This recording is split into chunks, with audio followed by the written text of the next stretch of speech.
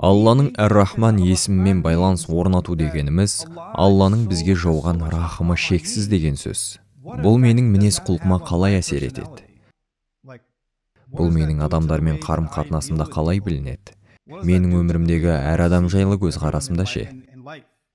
Кездейсоқ бір бейтаныс адамды көріп қалсам, менің ойыма не келеді? Өз отбасыммен қарым-қатынаста сол бір сәтте Әр-Рахман есімінің өкілі екенімді біліп әрекет етемін бе? Мені көргенде адамдар Әр-Рахманның өкілін көреді. Солай ғой. Кейде мейрамханаға барғанда даяшы сізге нашар қарап қорлайды. Сосын сіз менеджерге шағымданасыз. Ол ана даяшыны жұмыстан шығарады. Өйткені олар біреудің мейрамхананы жаман қырынан көрсеткеніне қарсы. Әр-Рахманның құлы ретінде барша адамзат үшін мен Әр-Рахманның өкілі болуым керек.